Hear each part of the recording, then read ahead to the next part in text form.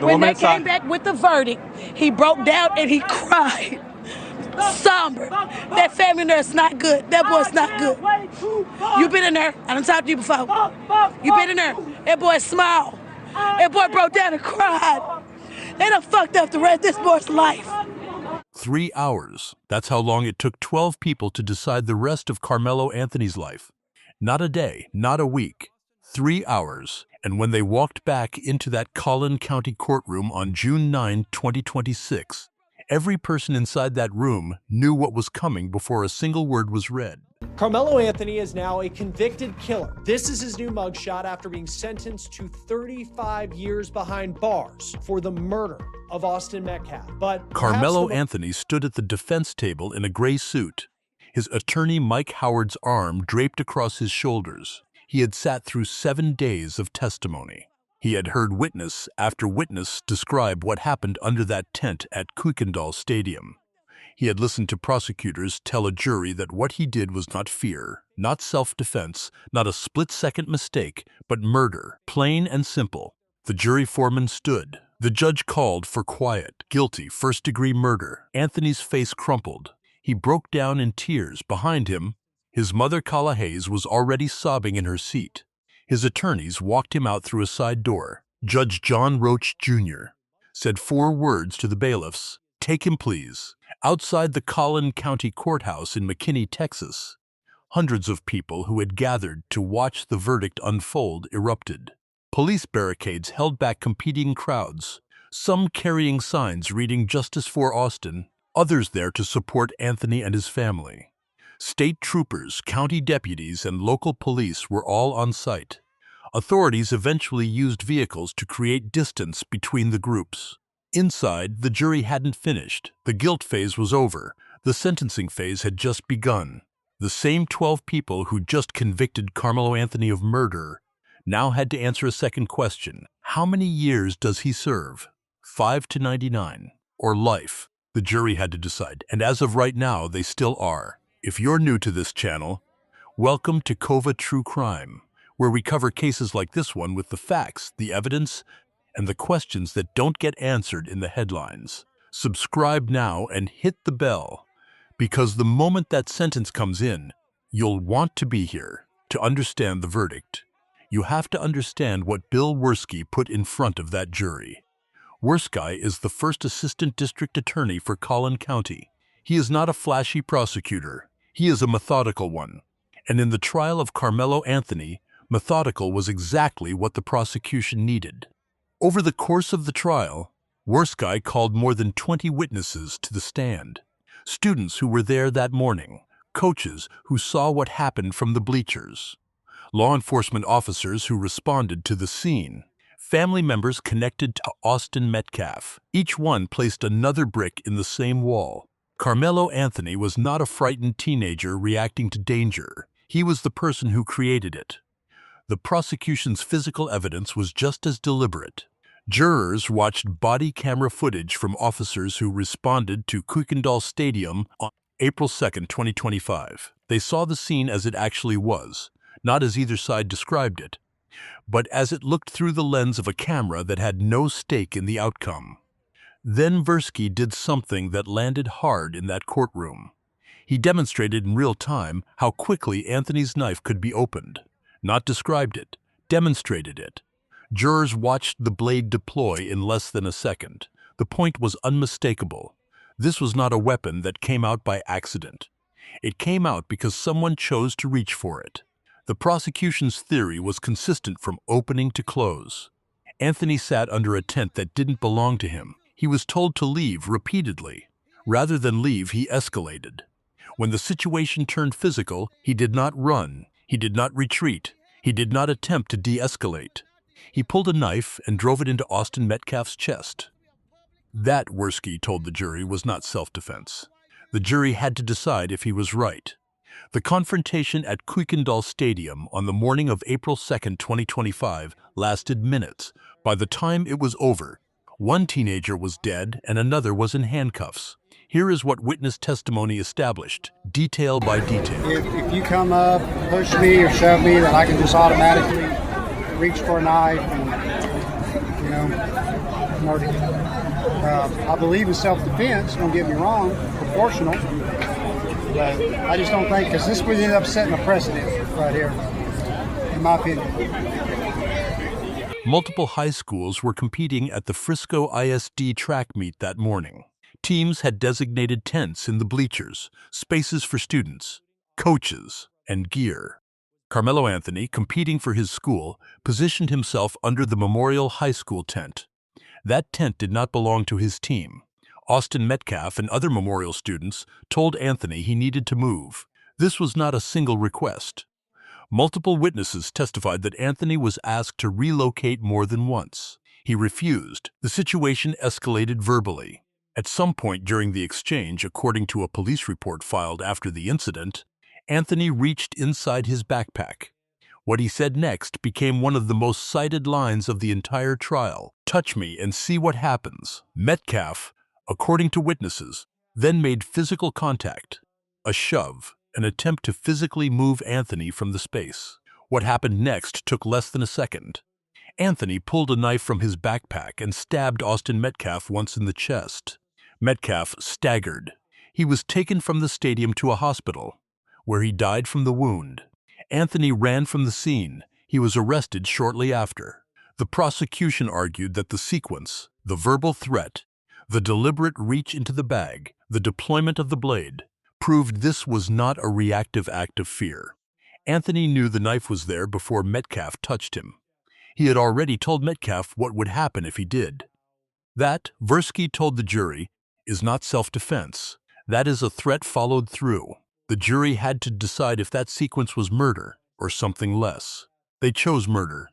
Mike Howard took a calculated risk in the trial of Karmelo Anthony, several of them. The first, Anthony did not testify. In a case built almost entirely on what happened in a chaotic few seconds at a crowded stadium, the only person who could speak directly to Anthony's state of mind, what he felt, what he feared, what he believed in that moment, stayed silent. Howard made that call.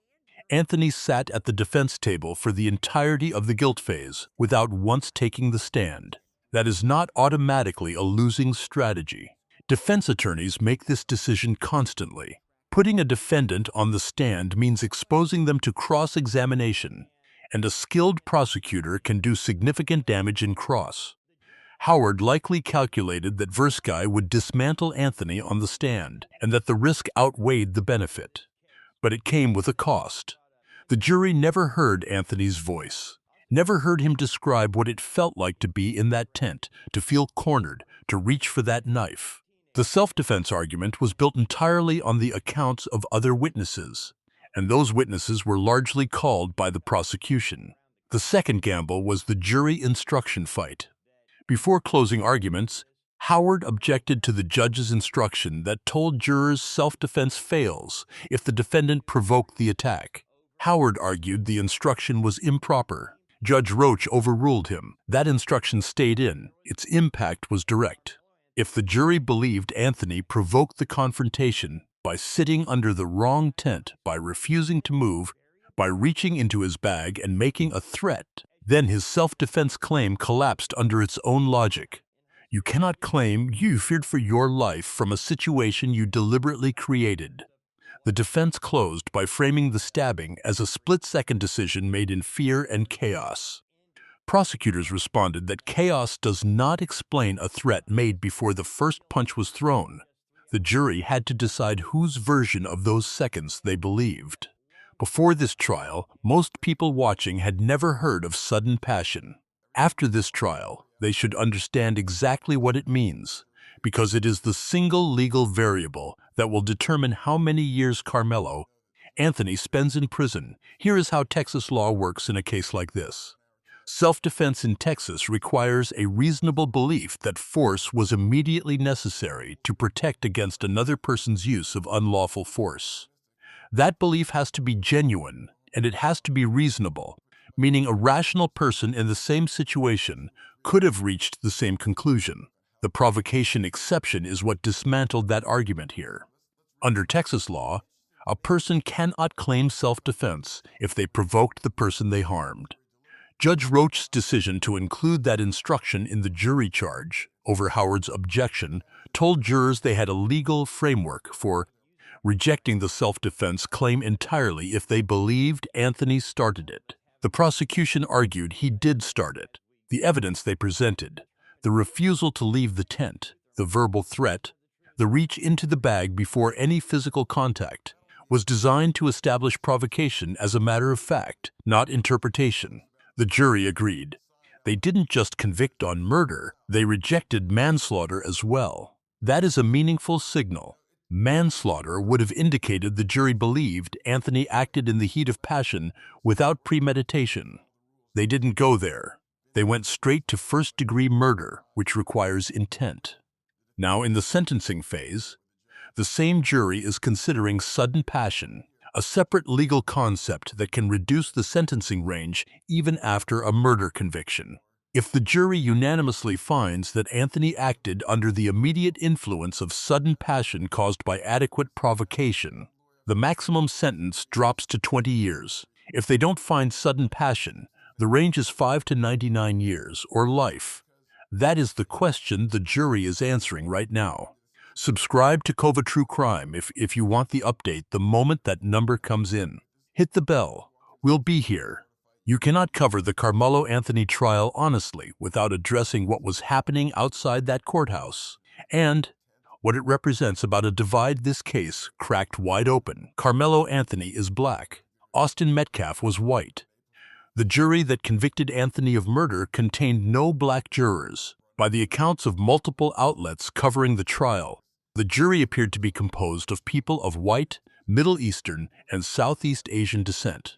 For Anthony's supporters, many of whom had gathered outside the Collin County courthouse throughout the trial, that jury composition was not a detail, it was the story. Some supporters told CBS News Texas directly that they felt the system had not worked, that the absence of black jurors in a racially charged case involving a black teenager was not incidental. Members of the new Black Panther Party were present outside the courthouse during the trial. Legally, the jury selection process has standards. Attorneys on both sides have the ability to challenge jurors. The composition of the final panel is the result of that process. There is no indication of procedural misconduct in how this jury was seated, but legal validity and public trust are not the same thing. And in a case that had already ignited a national debate about race, about who gets the benefit of the doubt, about whether a black teenager reaching for a weapon is automatically seen as a threat while a white teenager's aggression is read differently. The optics of an all non-black jury landing a first-degree murder conviction carried weight that went beyond this courtroom. Frisco ISD acknowledged it plainly. We know this trial has brought strong emotions and deep grief. The grief on both sides of those barricades is real. Austin Metcalf's family lost a son. Karmelo Anthony's family is watching their son be sentenced, and a community that was already fractured along racial lines is now watching a number get attached to a black teenager's life. The jury had to decide the facts of the case. The country is still deciding what those facts mean. When the jury filed back into the courtroom, after 3 hours of deliberation, they had resolved several things simultaneously. They had resolved that the prosecution's version of events was credible. More than 20 witnesses, body camera footage, a knife demonstration. That body of evidence was enough. They believed Anthony sat under the wrong tent, refused to leave, made a threat, and followed through on it when Metcalf made physical contact. They had resolved that the self-defense argument failed. Judge Roach's provocation instruction gave them the framework to reject it, and they used it. If you tell someone, "Touch me and see what happens," and they touch you, you do not then get to claim you feared for your life. They had resolved that manslaughter was not the right charge. This is the detail that speaks loudest. Manslaughter in Texas requires that the defendant recklessly cause the death, without intent. The jury was given that option and passed on it. That means they concluded Anthony intended to cause serious harm when he pulled that knife. That is a first-degree murder finding. That is the highest charge available in this case. 3 hours to reach all three conclusions. For context, the O.J.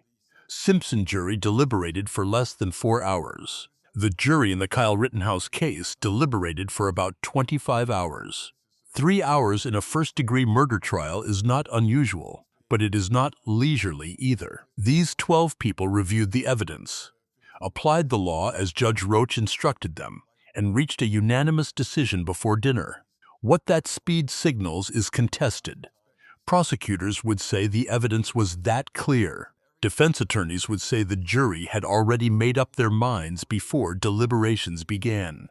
The jury had to decide. They decided fast. The word landed differently depending on where you were standing.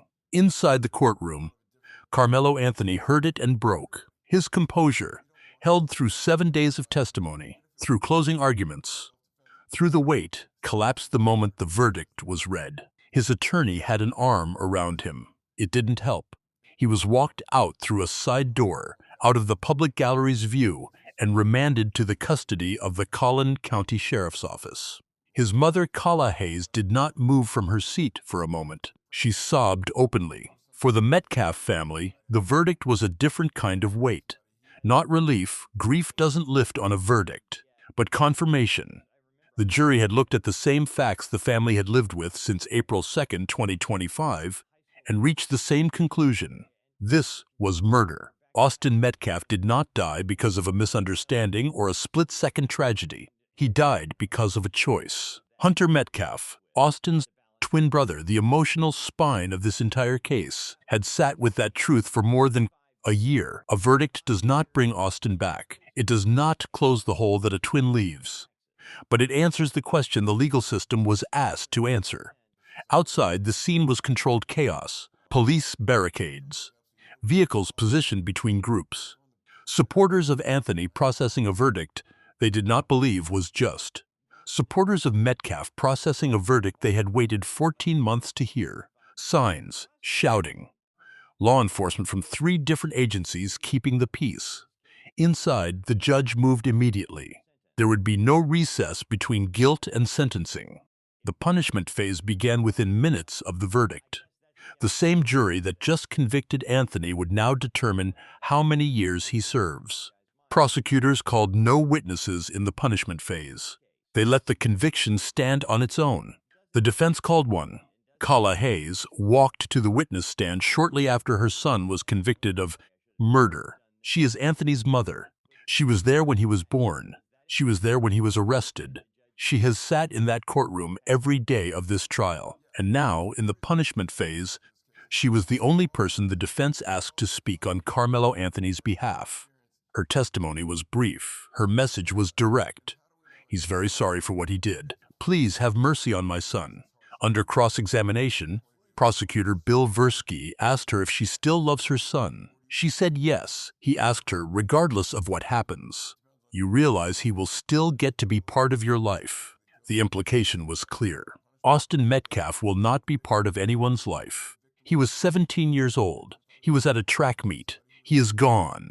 Wersky's closing argument in the punishment phase was 9 words that cut through everything else said in that courtroom. Mercy to the guilty is cruelty to the innocent. He asked the jury for a lengthy sentence. He did not specify a number. He did not need to. The range, 5 to 99 years or life, gave the jury the latitude to send a message. The defense had asked for mercy. The prosecution had argued mercy had already been given to the wrong person. Now the question before the jury was the sudden passion determination. If they found unanimously that Anthony acted under the immediate influence of sudden passion arising from adequate provocation, a legal standard with a specific meaning under Texas law, the maximum sentence would drop to 20 years. If they did not find sudden passion, the range stayed open. 5 years, 20 years, 50 years, 99 years, life. The jury had to decide. They left the courtroom to deliberate. As this video goes live, Karmelo Anthony is in the custody of the Collin County Sheriff's Office. His mother is somewhere in that courthouse waiting. The Metcalf family is waiting. The crowds outside, still separated by police vehicles and barricades, are waiting. The jury is still deciding. What they are deciding specifically is this: does Karmelo Anthony, convicted of first-degree murder, 19 years old, 17 at the time of the crime. Serve a sentence measured in years he might actually survive, or a sentence that effectively ends his life as a free person. The sudden passion question is the hinge. If they find it, 20 years is the ceiling. Anthony could realistically be released in his mid-30s. If they do not find it, the number could be anything from 5 years to 99, and prosecutors made clear they want it on the higher end. There is no right answer that satisfies everyone in that courthouse. There is no sentence that brings Austin Metcalf back to his family, to his school, to his twin brother Hunter, who has spent the last 14 months carrying a loss that does not have language. There is no sentence that resolves the racial fault lines this case opened. No number that tells Anthony's supporters the system was fair, or tells Metcalf's supporters that justice was proportionate. What there is a verdict. Guilty of murder, first degree, unanimous, 3 hours. And now, for the second time in one day, 12 people are sitting in a room trying to agree on something that the rest of the country cannot agree on either. The jury had to decide. They are still deciding. When that sentence comes in, we will have it. Subscribe to Kova True Crime. Hit the bell. Drop a comment below telling us what sentence you think is just and why. This case is not over. The conversation about what it means, about race, about self-defense, about who gets mercy and who doesn't, is just beginning. If this video gave you something the headlines didn't, share it. It costs you nothing. For Austin Metcalf's family, and for every person trying to make sense of what happened in that courtroom today, it means everything.